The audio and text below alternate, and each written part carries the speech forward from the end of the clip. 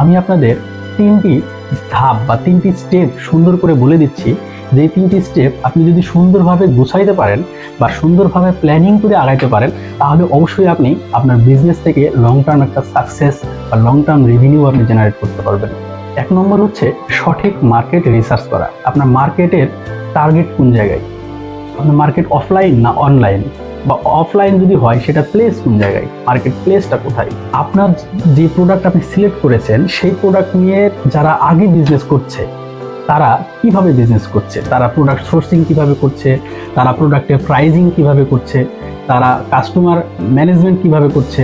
এক কথায় আপনার যারা প্রতিযোগী তারা কিভাবে বিজনেসটা করছে আপনাকে এটার খোঁজ নিতে হবে এবং এটা সম্পর্কে একটু জ্ঞান অর্জন করতে হবে। আপনি যদি সরাসরি গিয়ে বলেন যে ভাই আমি এই বিজনেসটা করতে চাচ্ছি, তো সেক্ষেত্রে আপনি আমাকে কিছু টিপস দেন।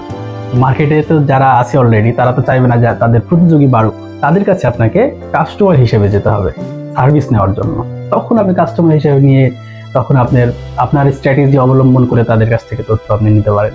আপনি যখন বিজনেসটা শুরু করবেন, কাস্টমারদের কাছে এই প্রোডাক্টের কতটুকু চাহিদা আছে এটা সম্পর্কে আপনি আগেই অবগত থাকতে পারবেন। এই কারণে মার্কেট রিসার্চ অত্যন্ত গুরুত্বপূর্ণ একটি স্টেপ।